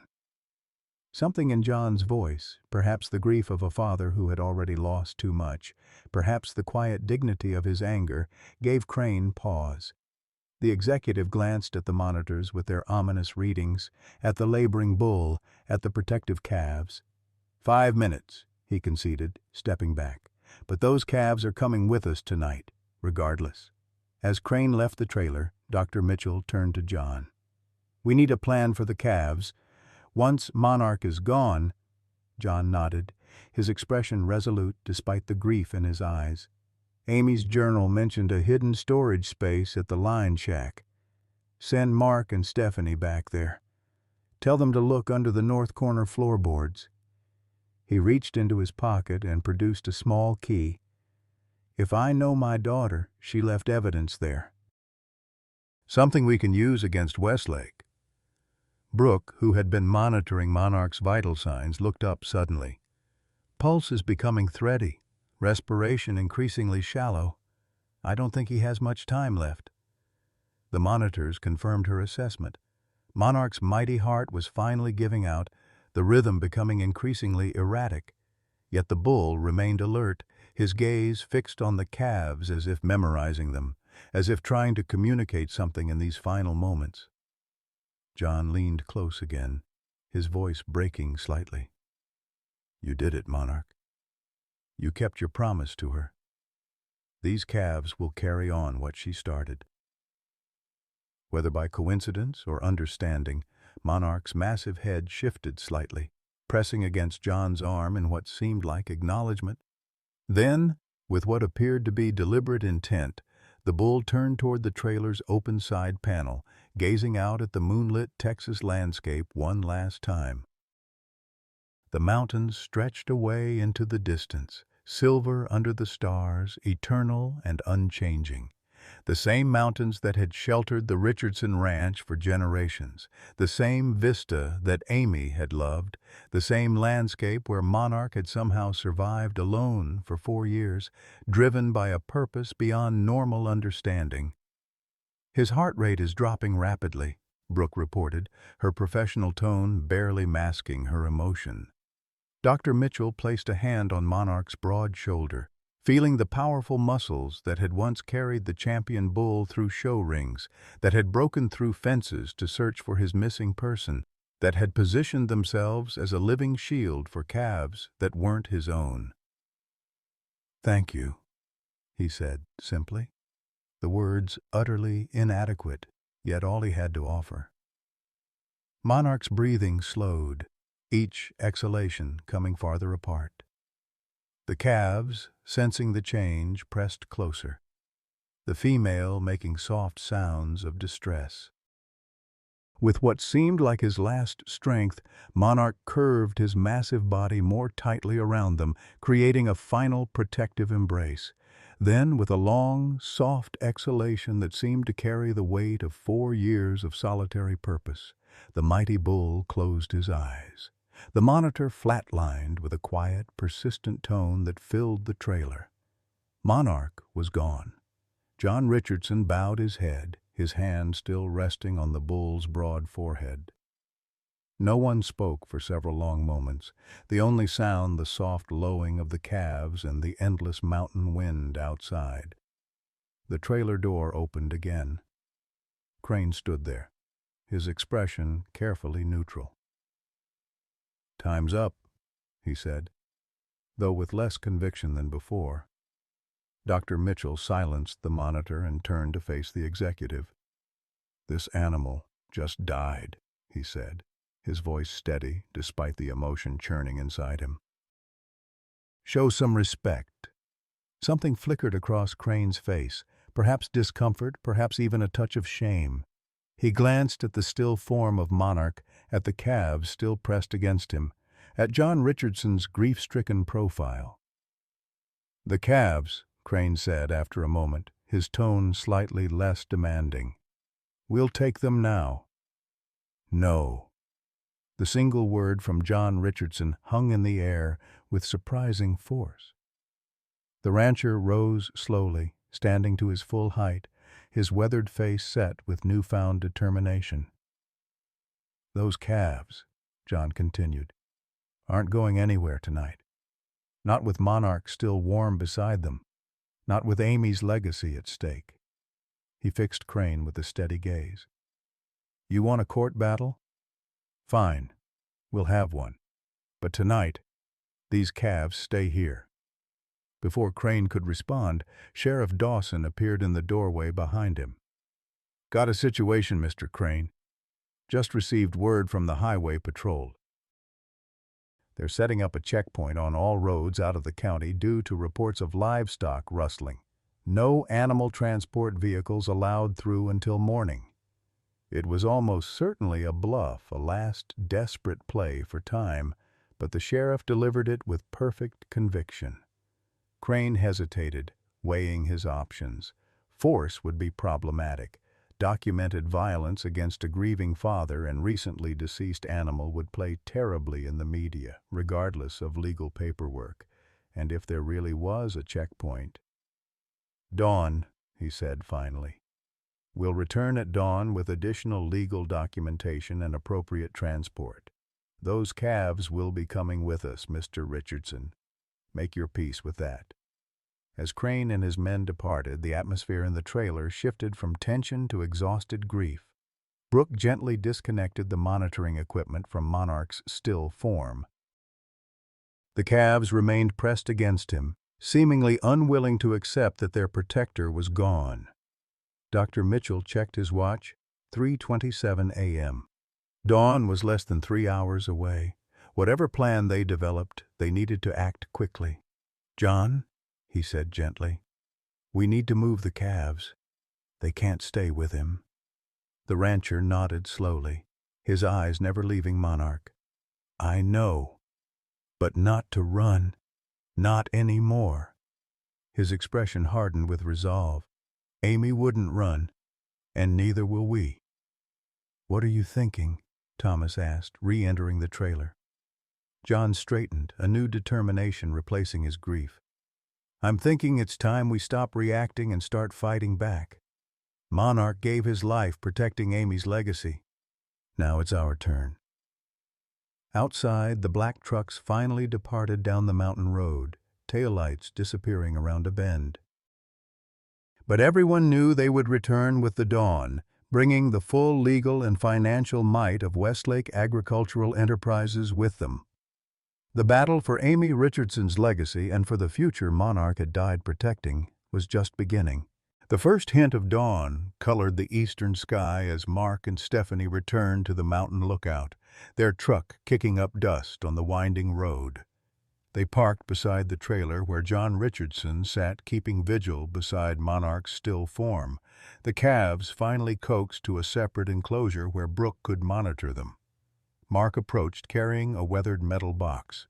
His expression held a mixture of excitement and disbelief. "We found it," he announced, holding up the box. "Right where you said it would be, under the north corner floorboards of the line shack." John rose stiffly, his face showing the exhaustion of the night's grief. "Let's see it." They gathered in the small monitoring station that had been set up beside the trailer. John, Dr. Mitchell, Thomas, Sheriff Dawson, and the 2 volunteers. Mark placed the metal box on the folding table and opened it carefully. Inside lay a collection of items that at first glance seemed unremarkable.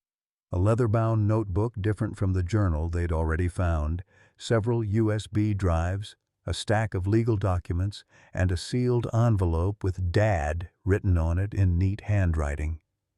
John reached for the envelope first, his hands trembling slightly as he broke the seal. Inside was a letter dated 1 week before the flood. As he unfolded it, a small photograph fell out.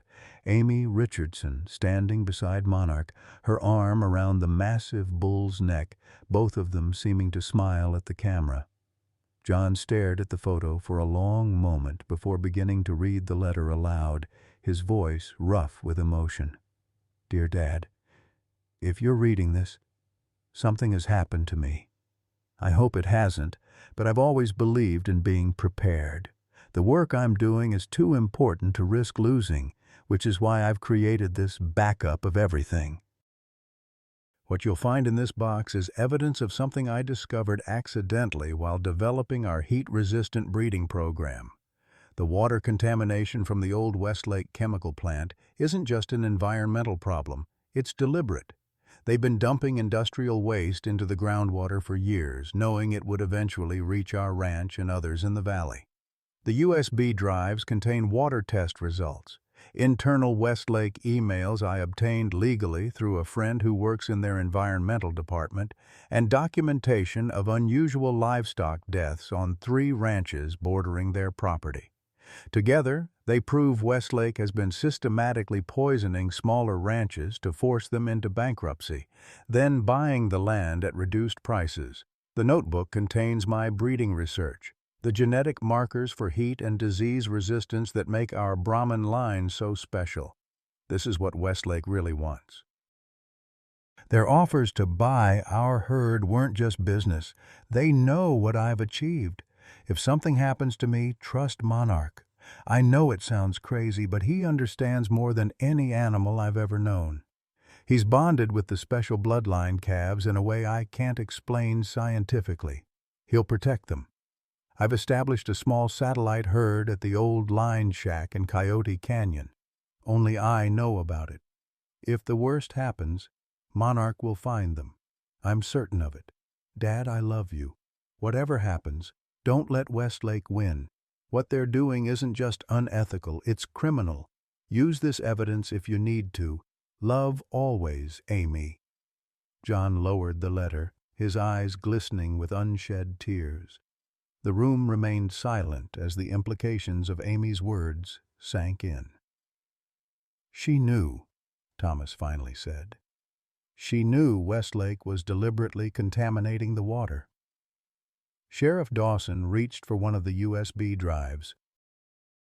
"If this contains what she says it does, we're looking at major environmental crimes. Federal charges, most likely. And a clear motive," Dr. Mitchell added. "Westlake wasn't just after valuable breeding stock. They were eliminating competition through illegal means, then covering their tracks by acquiring the contaminated properties." John carefully returned the letter to its envelope, his movements deliberate. Amy figured it out, and somehow she knew something might happen to her. The unspoken question hung in the air. Had Amy Richardson's death during the flood been entirely accidental? Mark cleared his throat. "There's something else you should see." He pulled out his phone and brought up a series of photographs. "We took these at the line shack while searching for the box. Look at the dates carved into the doorframe." The images showed a series of dates spanning the 4 years since the flood, each accompanied by Amy's distinctive mark. "The last date is just 3 weeks ago," Stephanie pointed out. Thomas leaned closer, studying the images. "Are you saying someone was using the line shack recently, maintaining the cattle?" "Not just someone," Mark said quietly. "Look at this." He swiped to another photograph, a small shrine-like arrangement in one corner of the shack. A faded photograph of Monarch was propped against the wall, surrounded by dried wildflowers. Beside it sat a worn woman's work glove and a brush of the type used to groom show cattle. "There's no dust on these items," Stephanie explained. Someone has been maintaining this recently. John stared at the image, his face pale.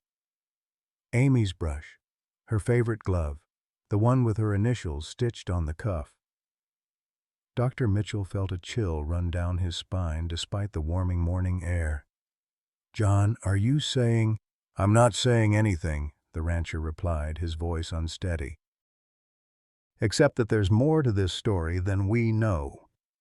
Sheriff Dawson, ever practical, returned the conversation to immediate concerns. "Westlake's people will be back at dawn with reinforced legal documentation. We need to decide our next move." John straightened, newfound purpose replacing his shock. "We fight.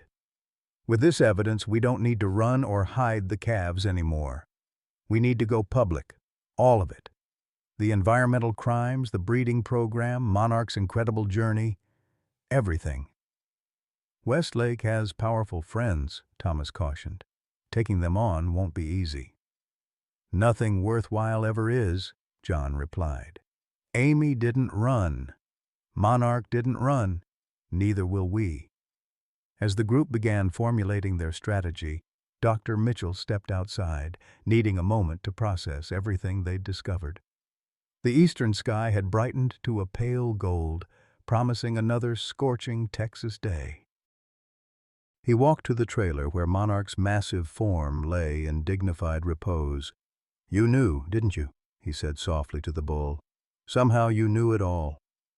The mystery of Monarch's 4-year odyssey had only deepened with their discoveries. Had he simply been protecting Amy's special calves through some extraordinary bond? Or was there something more, something connected to those freshly maintained dates on the lined shack doorframe, to the shrine kept free of dust, to Amy's certainty that Monarch would find and protect her legacy? Dr. Mitchell was a scientist, trained to seek rational explanations. But standing there in the growing light, he found himself open to possibilities beyond his understanding. His radio crackled with Brooks' voice. "Mitchell, you need to see this." He hurried to the temporary enclosure where the calves had been settled. Brooks stood watching them with an expression of wonderment. The female calf, the smaller one with Amy's mark on her ear, had risen to her feet and was standing alert, her gaze fixed on the mountain trail leading down from the lookout point. "She's been like this for 10 minutes, Brooke explained. "Just staring at the trail, the male too." Indeed, both calves stood side by side, their attention focused with unusual intensity on the same spot. Dr. Mitchell followed their gaze but saw nothing except the empty trail winding down the mountainside. Then he heard it, the faint sound of hoofbeats approaching from below. A moment later, a rider appeared around the bend, mounted on a chestnut quarter horse. The figure wore a wide-brimmed hat pulled low, a dusty jacket despite the warm morning, and rode with the easy confidence of someone born to the saddle. As the rider approached, Dr. Mitchell felt a strange sense of familiarity, though he was certain he'd never seen this person before. The calves, however, reacted immediately, both moving to the edge of their enclosure, making soft sounds of recognition. The rider dismounted about 20 yards away, secured the horse to a juniper, and approached on foot. Only then did Dr. Mitchell realize he was looking at a woman, slender, sun-bronzed, with auburn hair partially visible beneath the hat. "Morning," she called, her voice carrying clearly in the still dawn air. "Heard there was some trouble up here with a bull and some special calves." Before Dr. Mitchell could respond, John Richardson emerged from the monitoring station, stopped dead in his tracks, and stared at the approaching figure. The rancher's face drained of color, his hand reaching out to steady himself against the trailer. "Amy?" he whispered, the word barely audible. The woman stopped, pushed back her hat, and revealed a face that answered the question. Though leaner and more weathered than in the photographs they'd seen, with a jagged scar running along her right jawline, it was unmistakably Amy Richardson. "Hi, Dad," she said simply. John Richardson took a stumbling step forward, then another, his expression transforming from shock to disbelief to overwhelming joy. "Amy! My God! Amy!" He broke into a run, crossing the distance between them in seconds, enveloping his daughter in an embrace so fierce it lifted her off her feet. They clung to each other, John sobbing openly now, Amy's shoulders shaking with her own tears. The others had emerged from the monitoring station, drawn by the commotion, and now stood watching in stunned silence. Even Sheriff Dawson, usually unflappable, removed his hat in a gesture of respect for the miracle unfolding before them. When father and daughter finally separated, John held her at arm's length as if afraid she might disappear. "How? We searched for weeks." "The flood. Everyone said." Amy wiped tears from her eyes. "It's a long story, Dad. One I've wanted to tell you for so long but couldn't." Her expression darkened. "Not until I had everything I needed against Westlake. You've been alive all this time. In hiding?" John's voice cracked with emotion. "Why didn't you let me know?" "Because Westlake would have stopped at nothing to silence me," Amy replied, her tone hardening. "The flood wasn't entirely natural, Dad.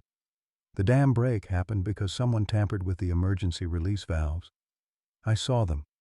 2 men in Westlake uniforms. They saw me, too." She touched the scar on her jawline. "I barely escaped the floodwaters. When I regained consciousness, I was miles downstream, injured and alone.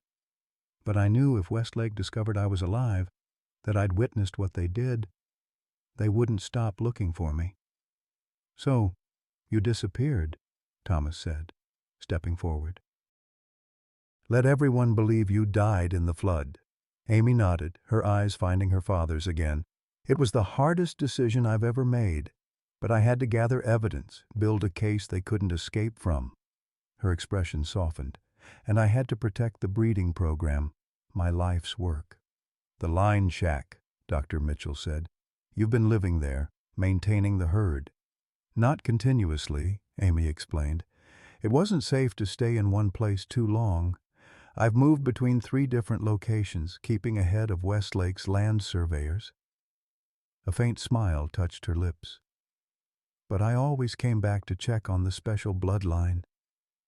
She turned toward the enclosure where the calves watched her intently, their ears perked forward in recognition. "They're beautiful," she said softly, "perfect examples of what I was trying to achieve." Then her expression changed, concern flooding her features. "Where's Monarch?" "These are his charges. He wouldn't leave them." The group exchanged somber glances, the joy of Amy's miraculous return tempered by the painful news they now had to share. "Amy," John said gently, taking her hand, "Monarch found them just like you believed he would. He protected them, kept them safe.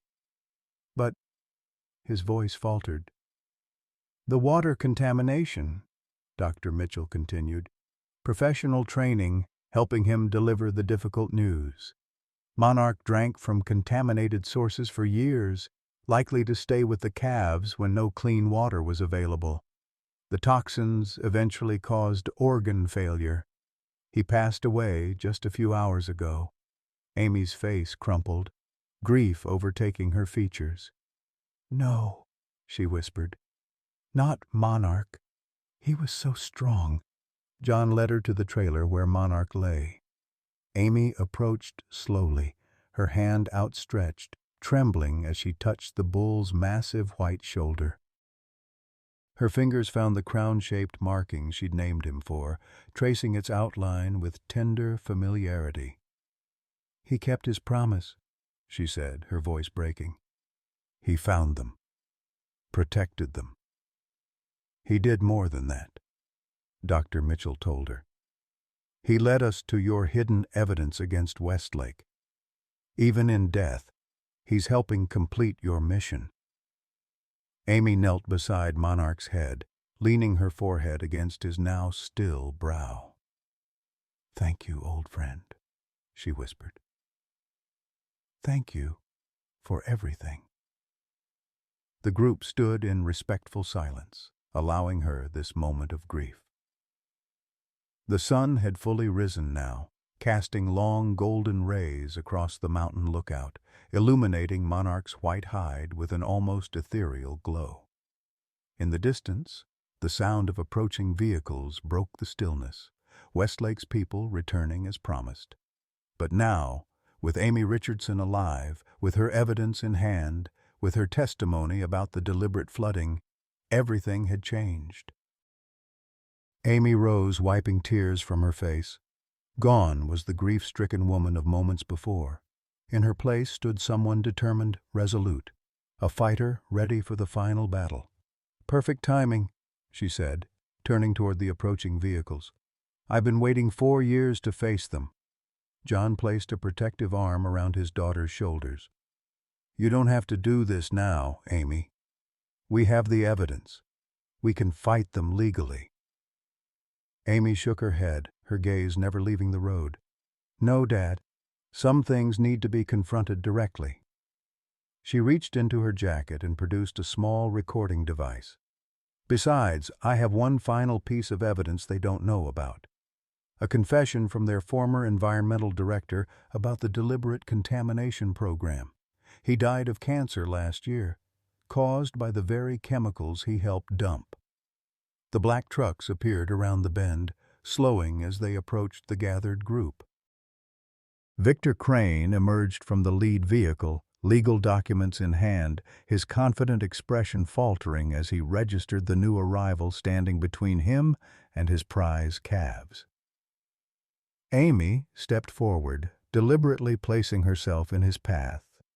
"Hello, Victor," she said calmly. "It's been a while." The color drained from Crane's face as recognition dawned. "Amy Richardson?" he stammered. "That's not your dad?" Amy finished for him. "That was the plan, wasn't it? Make sure the flood took care of the nosy Richardson girl who discovered your toxic dumping operation?" She held up the recording device. "David Mercer told me everything before he died. How you authorized the contamination, how you ordered the dam sabotage when you realized I had evidence." Crane's composure crumbled completely. Behind him, his men exchanged uncertain glances, sensing that something had gone terribly wrong with their simple livestock acquisition mission. "These games won't work," Crane managed, trying to regain control. "We have legal documentation based on fraud," Sheriff Dawson interrupted, stepping forward with his deputy. "Ms. Richardson, are you prepared to make a formal statement about witnessing Westlake employees tampering with the dam before the flood?" "I am," Amy confirmed, "along with providing evidence of their environmental crimes that led to the deaths of livestock and the poisoning of groundwater across 3 counties. Crane's face had gone from pale to ashen. He took a step backward, looking toward his vehicles as if contemplating escape. "I wouldn't," the sheriff advised calmly, resting his hand on his holster. "Tampering with flood control infrastructure resulting in loss of life. That's a federal offense, Mr. Crane, one with no statute of limitations." As if on cue, 2 additional vehicles appeared on the road, county police cruisers, lights flashing. The noose was tightening around Westlake's operation, 4 years of hidden crimes finally coming to light.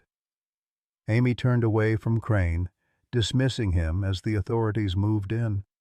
She walked back to where Monarch lay, placing her hand once more on his powerful shoulder.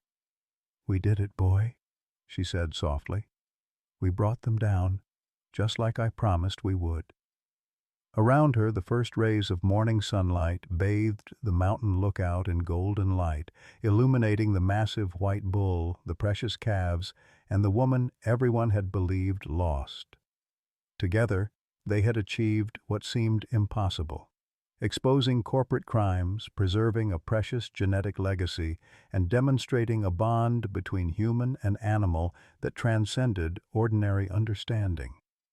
And though Monarch was gone, his story, their story, was just beginning. 5 years later, The summer sun cast long golden rays across the rolling hills of the Richardson Monarch Sanctuary. The afternoon heat had driven most of the cattle to the shade of the oak groves, but a small group of distinctive white Brahman crosses grazed contentedly in a meadow overlooking the valley.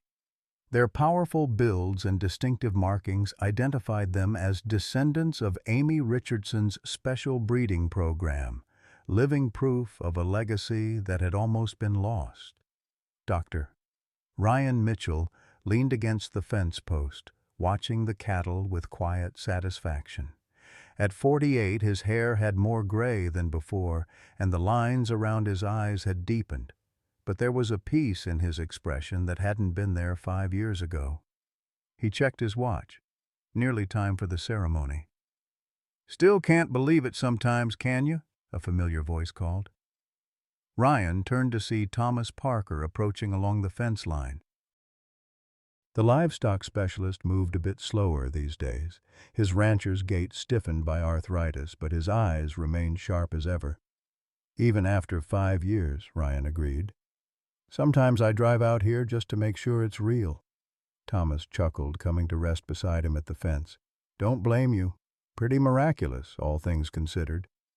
They stood in companionable silence, watching as one particular cow separated from the herd, a stunning white Brahman with a distinctive mark on her right ear. Beside her trotted a calf, barely 3 months old, already showing the powerful build and unusual markings that characterized Amy's special bloodline. "That's the female," Ryan noted. "The one Monarch protected. 5th calf she's had now." "Carrying on just like Amy hoped," Thomas said with satisfaction. "Heat-resistant, disease-resistant, and thriving in conditions that would stress ordinary cattle to the breaking point." The sound of vehicles approaching drew their attention. A small convoy wound its way up the sanctuary's main road, first a sheriff's cruiser, then several passenger cars, and finally a large horse trailer. "Looks like our guests of honor have arrived," Thomas remarked. "Better head down." They made their way to the central compound, where preparations for the day's ceremony were nearly complete. A stage had been erected beneath a sprawling oak tree, chairs arranged in neat rows facing it, and banners proclaiming 5th Anniversary, Richardson Monarch Sanctuary, fluttered in the breeze. Media trucks were already setting up camera equipment, reporters chatting animatedly with staff members. John Richardson stood near the stage, looking fit despite his 70 years, greeting arrivals with handshakes and smiles. Beside him, Amy Richardson directed volunteers with the confidence of someone who had spent the past 5 years rebuilding her dreams from ashes.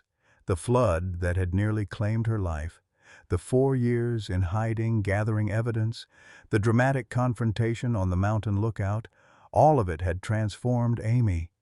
The idealistic young breeder had become a formidable advocate for sustainable agriculture and corporate accountability. Her testimony had been instrumental in the federal case against Westlake Agricultural Enterprises, resulting in record-setting fines, multiple criminal convictions, and a corporate collapse that sent shockwaves through the agricultural industry. "Dr. Mitchell," Amy called, spotting him. "Perfect timing. The school buses just arrived. Would you mind helping direct the children to their seats? They're especially excited about meeting you after reading the book." Ryan nodded, smiling. "The famous veterinarian who couldn't save the bull but helped save the legacy?" he teased. "The very one," Amy replied with a warm laugh. "Though I think the illustrations make you much more handsome than real life." "A grave injustice," he agreed solemnly, before heading toward the arriving school buses. Indeed, Monarch, the bull who kept his promise, had become something of a phenomenon in the 3 years since its publication. The children's book, authored by Amy and illustrated by a renowned wildlife artist, told the remarkable story of Monarch's 4-year odyssey to protect Amy's special calves. It had won multiple awards, been translated into 12 languages, and was now standard reading in elementary schools throughout Texas. More importantly, proceeds from the book had helped establish the sanctuary that now sprawled across what had once been the Richardson Ranch and adjacent properties. Where floodwaters had once devastated the land, a model of sustainable ranching now flourished, incorporating Amy's advanced breeding program alongside educational initiatives and environmental restoration projects. Ryan helped organize the excited school children, smiling as they clutched their copies of the Monarch book, eager for Amy's autograph. These kids knew the story by heart. How Monarch had somehow found and protected Amy's special calves for years, drinking contaminated water to stay with them, eventually sacrificing his life to bring them to safety. What they didn't know, what few outside the inner circle knew, was the full truth about Amy's years in hiding, about the shrine she had maintained at the line shack, about the special bond she had shared with Monarch since raising him from a calf. Some stories were too personal, too miraculous to share completely. As the ceremony's start time approached, Ryan took his seat in the front row, alongside others who had been part of that fateful night 5 years ago. Mark and Stephanie, now married and running their own wildlife conservation program. Brooke, who had leveraged her experience with Monarch into a prestigious position at Texas A&M's veterinary program. Sheriff Dawson, retired now but still carrying himself with the same quiet authority. John Richardson took the stage first, welcoming the gathered crowd with the practiced ease of a man who had become accustomed to public speaking in recent years. 5 years ago today, he began, a remarkable animal completed an impossible journey. Many of you know the story. How Monarch, our prize bull, disappeared after the flood that nearly destroyed our ranch and took my daughter from us. He paused, his eyes finding Amy in the front row. Or so we thought at the time. A murmur of appreciation rippled through the crowd. The story of Amy's survival and return had become almost as legendary as Monarch's odyssey. What Monarch did defies simple explanation, John continued. For 4 years, he protected a special breeding line of cattle that represented my daughter's life work. He drank poisoned water to stay with them. He fought off predators. He kept a promise that no one had asked of him, but which he understood in his own way. John gestured toward the large canvas behind him, still covered for the unveiling. Today we honor not just his memory, but the legacy he preserved. A legacy that now spreads across ranches throughout the Southwest. Cattle that can withstand rising temperatures, resist emerging diseases, and thrive where traditional breeds struggle. He turned, inviting Amy to join him on stage. But perhaps most importantly, Monarch's story reminds us of a simple truth that my old friend Jenkins used to say, "A loyal heart is worth more than all the gold in these hills." Amy took her place beside her father, her auburn hair now streaked with premature silver at the temples, the scar along her jawline a permanent reminder of her ordeal. But her eyes sparkled with the same determination that had driven her to create her special breeding program to gather evidence against Westlake, to rebuild everything from the ground up. "Thank you all for being here today," she began, "especially our young friends from the elementary schools." She smiled at the children who beamed back at her with unabashed admiration. "You know, when I was writing Monarch's story for you, I had to leave some parts out, not because they weren't true, but because sometimes the full truth is so extraordinary that it's hard for people to believe." She paused, her expression growing more solemn. "The truth is, during those 4 years when everyone thought I was dead, Monarch and I saw each other occasionally. I couldn't stay in one place for long, it wasn't safe. But sometimes, when I returned to check on the special herd at the line shack, he would be there waiting. Somehow, he always knew when I was coming." This was new information even to Ryan, who exchanged surprised glances with Thomas. Amy had never spoken publicly about her intermittent contacts with Monarch during her years in hiding. I can't explain the connection we shared, Amy continued. Science doesn't have all the answers yet about animal consciousness, about the bonds that can form between species. But I know what I experienced. Monarch understood what was at stake. He made a choice to protect something precious, even at the cost of his own life. She gestured to the covered canvas. Today, we honor that choice with this permanent memorial. And we announce the expansion of the sanctuary's breeding program to 5 new partner ranches across Texas, Arizona, and New Mexico. Monarch's legacy will continue to spread, helping ranchers adapt to changing conditions while reducing environmental impact.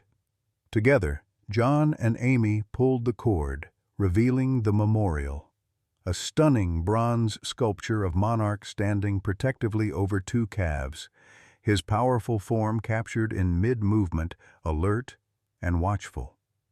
The artist had captured something extraordinary in the bull's expression, a consciousness, an intentionality that transcended animal instinct. At the base of the statue, a simple inscription read, "Monarch, who kept his promise, 2012 to 2025. Applause erupted from the crowd, particularly enthusiastic from the school children who recognized their book's hero immortalized in bronze. As the ceremony continued with various speakers, Ryan found his thoughts drifting back to that night on the mountain lookout, to Monarch's final moments, surrounded by those he had sacrificed everything to protect. The formal program concluded with the announcement of a new research initiative funded by the sanctuary, a collaborative study between veterinary schools and animal cognition experts exploring the depths of cattle intelligence and emotional capacity. Amy had leveraged her story into a force for changing how humans understood and interacted with the animals in their care.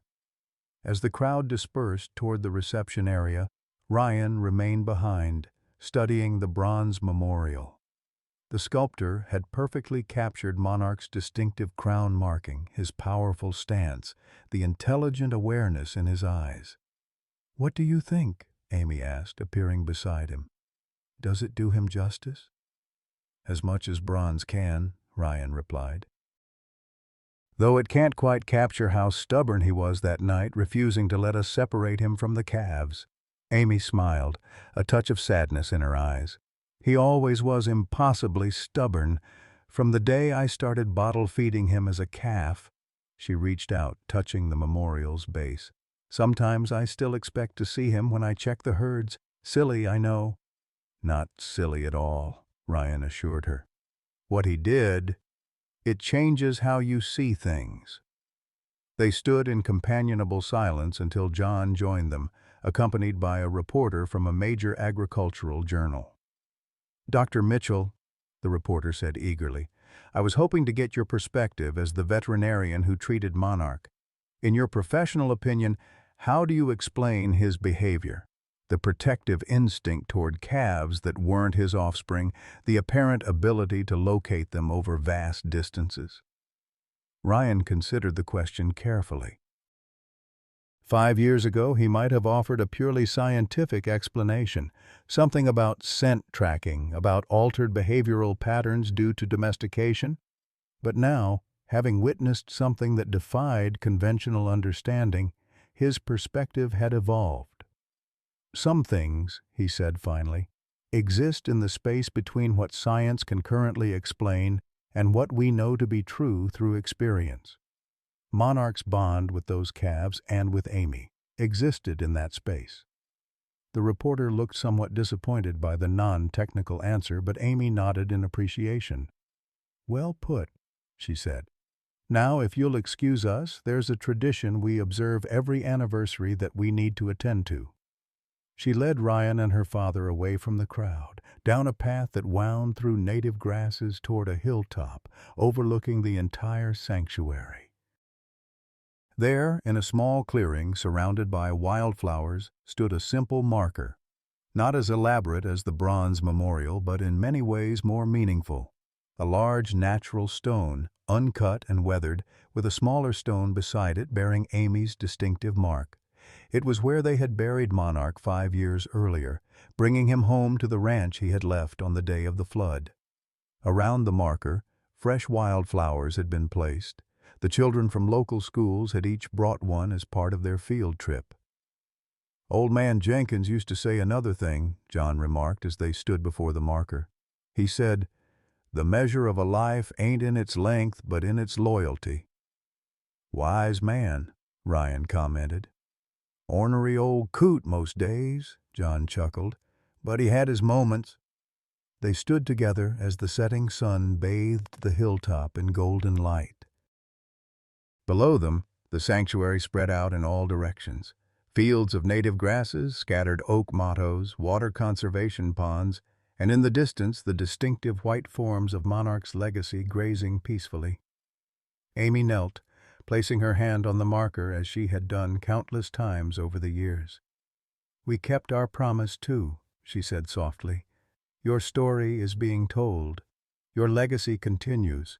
And those calves you protected, they're changing ranching for the better, just like we planned." As if in response, a soft breeze stirred the wildflowers around the marker. From the valley below, the distant sound of cattle calling to one another drifted up. Life continuing, adapting, thriving. Ryan thought about the journey that had brought them all here, the flood, the years of separation, the night of discovery, the confrontation, the rebuilding. Throughout it all, a single thread connected everything: the extraordinary bond between a woman and a bull who had somehow understood what was asked of him. "You know," Ryan said thoughtfully, "in 20 years of veterinary practice I've treated thousands of animals, but I've only met one monarch." "And you never will again," Amy agreed, rising to her feet. "He was one of a kind." As they made their way back toward the celebration, Ryan paused to look once more at the sanctuary stretching out below them. The cattle had begun moving toward the western pastures as evening approached, a daily ritual that had developed spontaneously among Monarch's descendants. "They still do that," Amy noted, following his gaze. "Every evening at sunset, they move to the western ridge and watch the sun go down. No one trained them to do it. They just do." "Almost like they're remembering something," John suggested quietly. "Or someone," Amy added. The three stood for a moment longer, watching as the cattle gathered on the distant ridge, their white forms glowing in the golden evening light, faces turned westward in a silent, inexplicable tribute. Then they turned and walked back toward the sanctuary buildings, where celebrations continued, where children clutched their Monarch books, where the bronze memorial stood as a testament to an extraordinary journey, and where a legacy born of loyalty continued to flourish. In the years that followed, the Richardson Monarch Sanctuary would expand its operations across 5 states. Amy's special breeding program would help transform ranching practices throughout regions affected by climate change. The children who had read Monarch's story would grow up with a different understanding of the animals in their care. And every evening at sunset, descendants of the calves Monarch had given his life to protect would gather on the western ridge, faces turned toward the setting sun, remembering a bond that transcended understanding, a loyal heart that had indeed proven more valuable than all the gold in the Texas hills. Friends, remember when loyalty and sacrifice meant something? When you watched this story of Monarch, the magnificent Brahman bull who gave everything to protect a precious legacy, did your heart swell with recognition? In a world that often feels like it's forgotten the values we were raised with, Monarch's unwavering devotion reminds us of what truly matters. His journey speaks to anyone who's ever protected family against impossible odds, who's kept promises when it would have been easier to walk away. The Richardson Monarch Sanctuary stands today because one extraordinary animal understood what was worth fighting for, a legacy that would outlive him. Just as our own sacrifices for our children and grandchildren may go unrecognized, but shape generations to come, Has an animal ever shown you extraordinary loyalty that defied explanation? Or have you witnessed a bond between human and animal that changed how you see the world? Share your stories below, because like Old Man Jenkins said, a loyal heart is worth more than all the gold in these hills. And your stories of loyalty deserve to be told just as much as monarchs.